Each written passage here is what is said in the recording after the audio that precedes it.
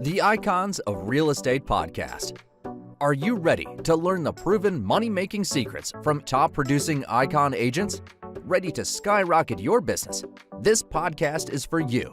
Tune in every week with your host, Tomasz Fonseca, and find out how to implement proven strategies to 10 times your business, from $3 million to $30 million in just 12 months. Brought to you by the Masters at Real Estate Marketing, Ardor SEO.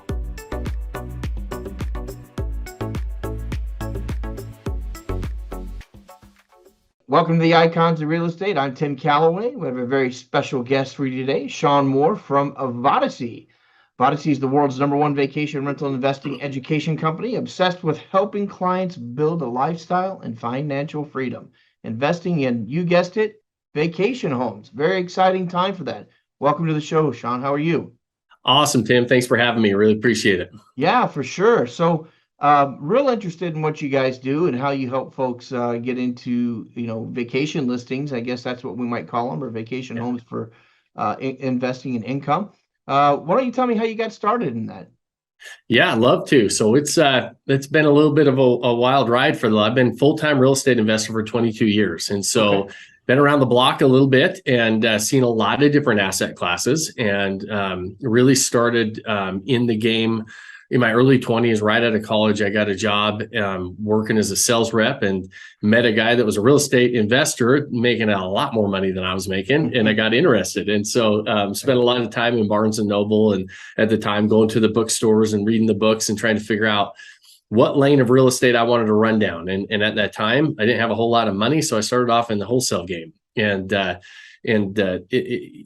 didn't stay long in wholesaling, honestly. I wholesaled one deal, and I ended up wholesaling it for $19,000. And at the time, my annual salary was $31,000. And I thought, man, this is my golden ticket. I'm done. I put my 2 weeks in, and it was that was 22 years ago, and here we are today. But it wasn't always as easy as that first check of $19,000, right? There's lots of ups and downs along the way.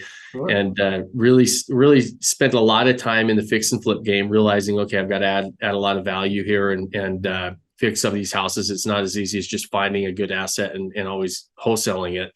At the time, for me, I had to learn the business still, and really started to navigate through the fix and flip space, and did that for about 6 years. We fixed and flipped almost 300 homes in 6 years in the Utah market.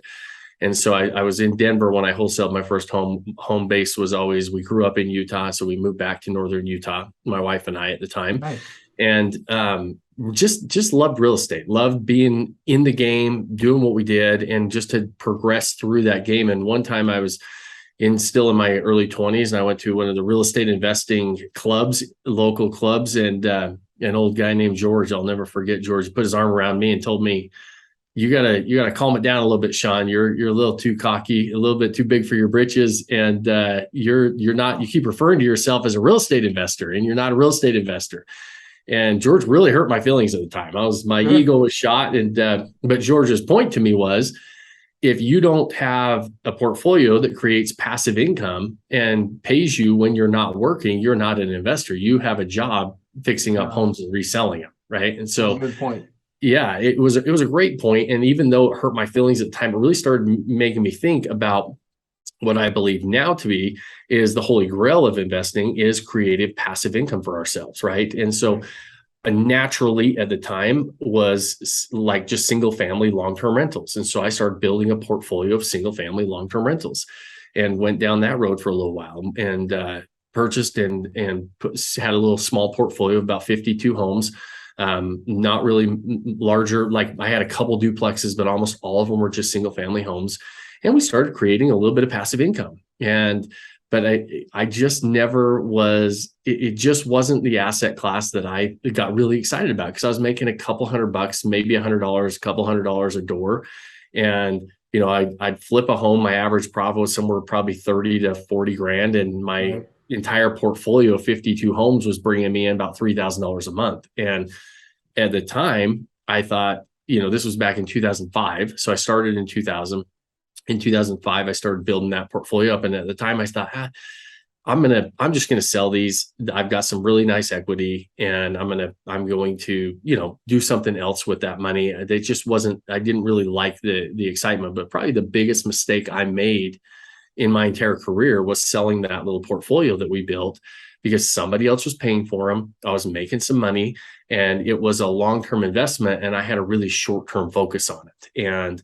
And so along the way, the reason I'll tell you kind of these stories is because it leads us to where we're at, right? And one of the biggest lessons that I had to learn years and years after was that was a huge mistake, because even at the time, if you remember what happened in the real estate markets from 2000 to 2005, things were on an upward swing, right? We had really good equity. So, and then in 2007 and 8, things started coming down. Looking back, I was like, well, I looked like a genius because I sold near the top, right? But what I didn't do is I didn't reinvest into anything that was going to create me passive income. I used it to buy more toys, do different things. I didn't really reinvest it smartly.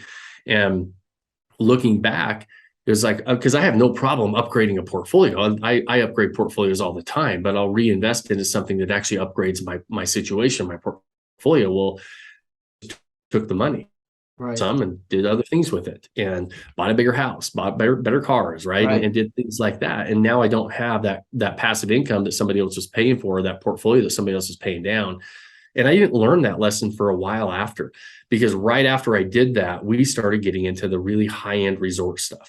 And this was kind of where my introduction into kind of the hospitality world was. In Utah, there was a big development going in that was a really high-end private ski and golf resort. Like when I say really high-end, like $25-30 million homes, like really expensive stuff, really exclusive, but they were all second homes. There was a resort style community, and it really opened my eyes to that's like a really fun game to play in, is that, because it's all about vacations and experience and lifestyle, and getting exposed to that started making me, be interested in it. And unfortunately in 2000 and end of 2008, 2009, when most people's, in the real estate game started losing things, we actually, things were going really well at this resort. And the feds came in one day and locked up all the computers, took all the file cabinets, and shut it down. The owners got indicted on securities charges. And we were sitting there wondering, okay, what do we do? What's happening? Things were going well at a time when real estate in general wasn't going really well. Things were going really bad in general in real estate at that time. And I sat around and threw myself a 6-month pity party. We were making really good money. I sat around and played the victim. I pointed fingers everywhere saying, this isn't my fault. This isn't what I signed up to do. We were doing everything we were supposed to.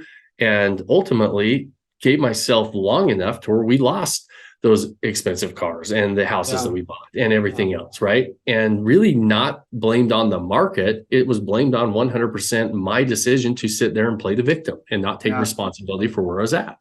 Don't feel too bad, Shawn. I've thrown a few of those parties myself.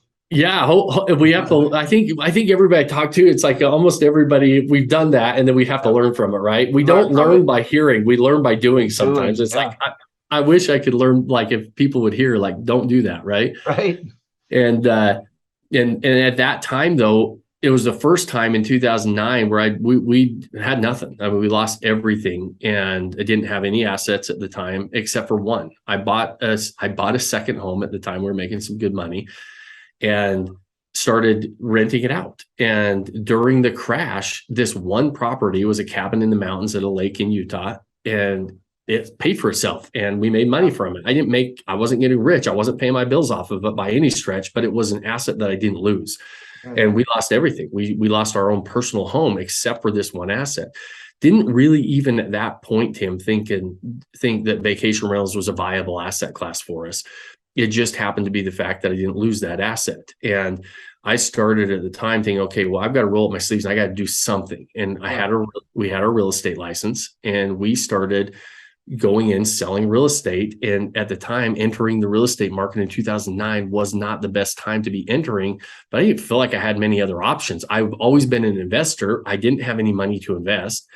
Wholesaling was difficult. Wholesaling is difficult when a market's sliding, right? Sure. And so I was like, I got my real estate license. I'm going to go sell real estate. And we ended up really hustling and really starting to sell a lot of real estate. And I think one of the reasons we were able to do so is because we understood a certain niche. Almost all of our business was working with other investors, right? We understood what they were looking for. We understood what they needed. We understood the game of analyzing and underwriting an asset from an investment standpoint. And so we grew our real estate team. My wife and I in Utah, we were nominated by 2011. We entered in 2009. We won the Rookie of the Year award in 2009. We won a big award in 2010 as a Quantum Leap award. By 11, we were nominated as a large sales team of the year in Utah.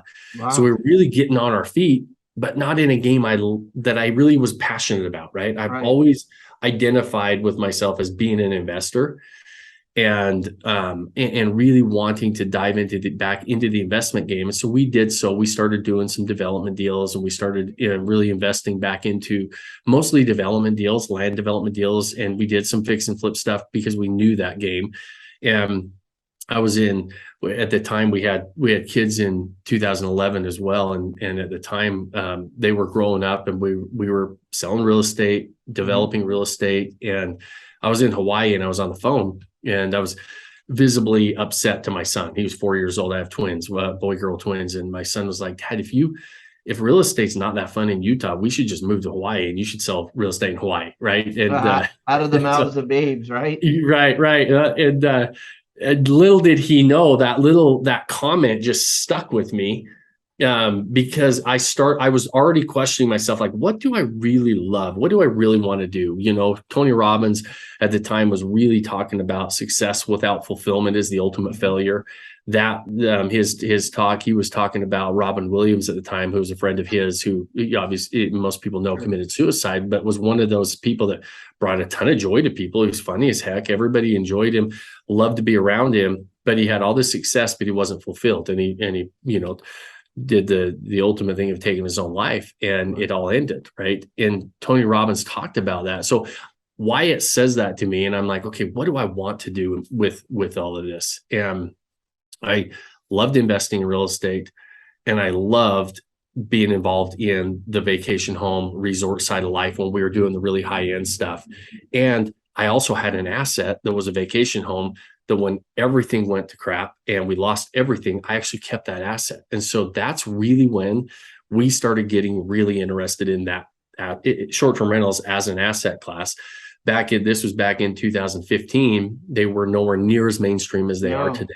I didn't know hardly anyone doing it. Yeah, very few people were doing it. It just happened to be, and that we started getting really interested in that, and we started to really, really focus on that as short-term rentals as its own individual asset class, learning how to underwrite them differently, learning what makes a good one versus a bad one, how to figure out what markets work and don't work.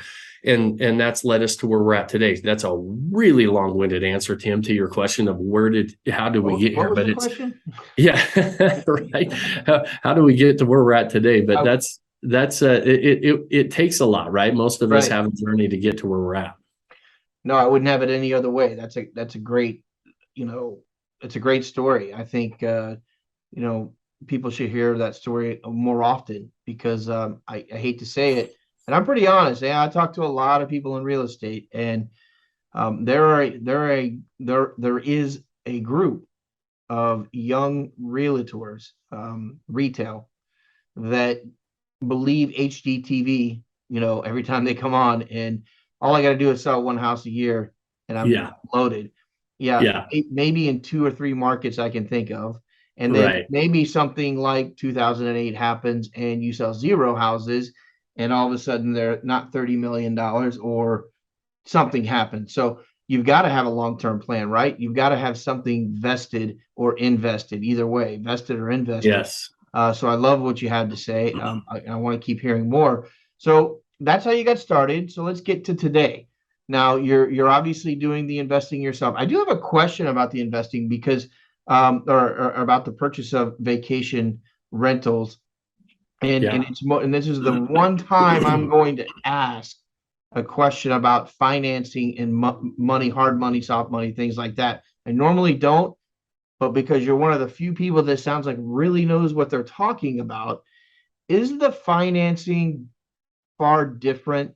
And so many flippers, because you weren't a home investor, you were a flipper at that time. When you told that Yes. story, I Yeah. go, you were a flipper, you weren't an investor. Yeah. But in these products, in the vacation homes, are they financed the same? Are the deal structured the same? Are there private investors? Or I don't mean to go off on a tangent on your. Yeah, for sure. No, I think it's a great question because it's not one of the, I mean, if we're going to jump into a game, one of the first questions we have to answer is how the heck are we going to pay for it? Right. Yeah, sure. And so there's really three major ways to finance and that most people are going to jump into the game. One is going to be your traditional second home, vacation home type of a product. Right. Because there are most of these products are, I call them lifestyle assets. They're truly lifestyle assets. You're going to use them personally because they've got a personal use component to them. And then you're going to rent them out. Fannie and Freddie allow for and these are just traditional full doc, like second home type loans. So somebody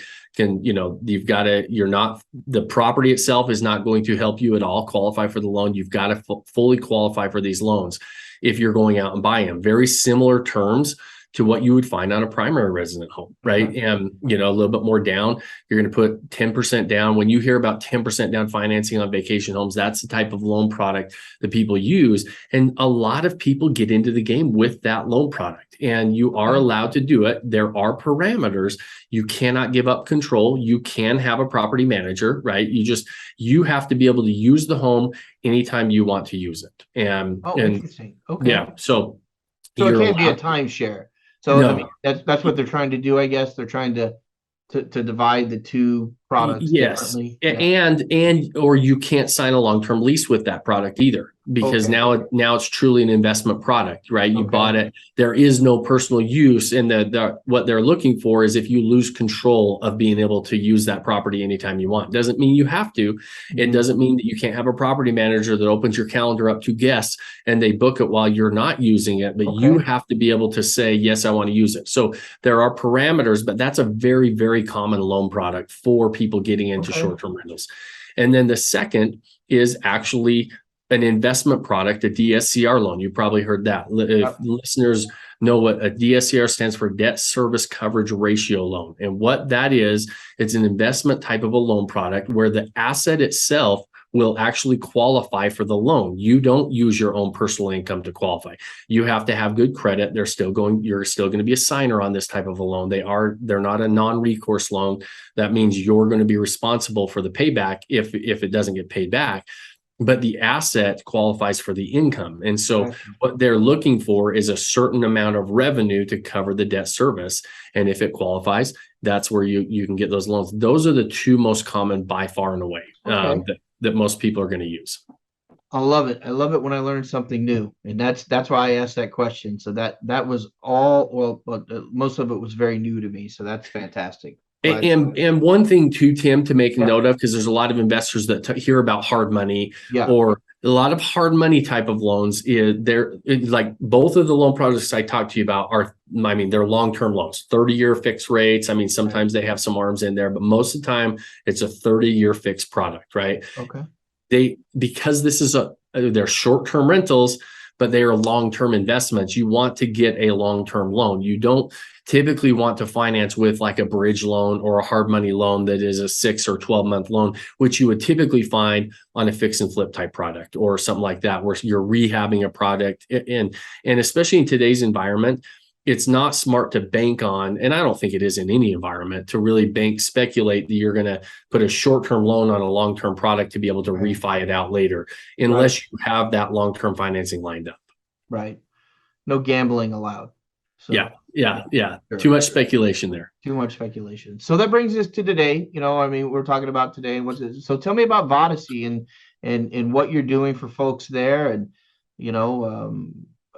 how can they get involved with you? Yeah, go ahead. Yeah, awesome. No, I appreciate you asking that. And really, Vodacy formed out of just people asking questions. We do what we talk about, right? We practice what we preach.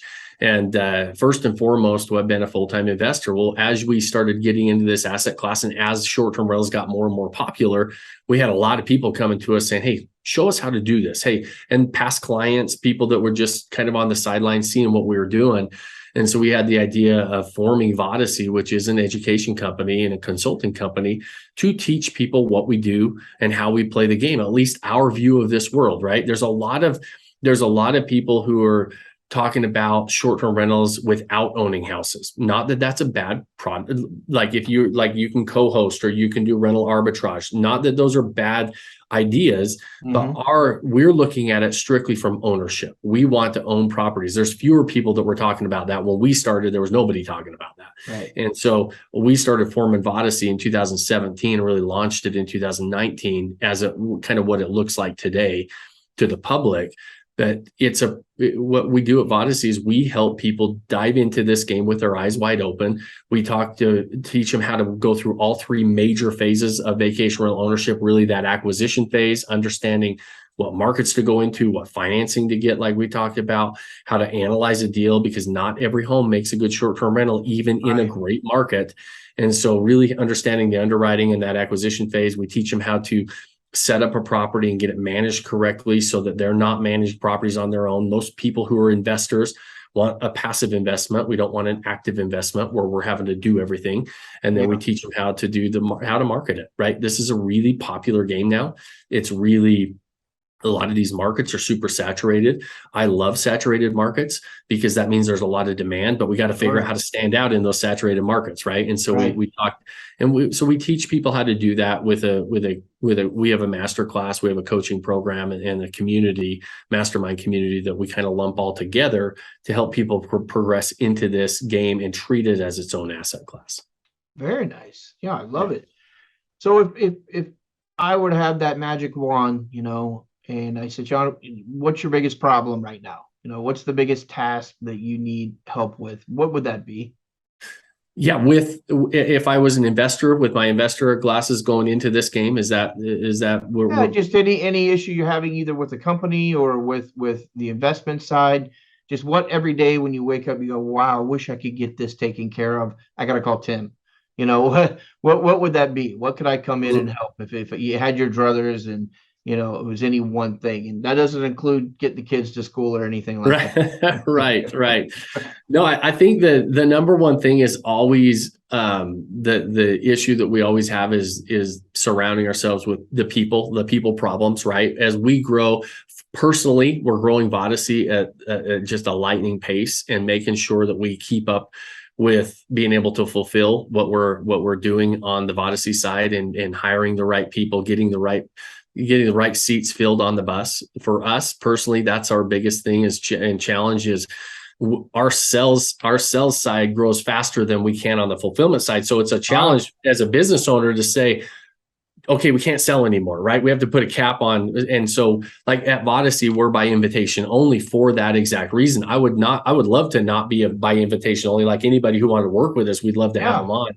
Right. But right now in today's environment with labor shortages and everything else, filling those seats on the bus so that we can fulfill what we're really doing on the coaching side. So personally, that's our biggest issue and has been for a little while now is we're having to hold back the reins on the sales side. And so we just become an invitation only type of a company. It would be fun not to be to sell as much as we could, right? Unload. Yeah. That'd be great. Yeah.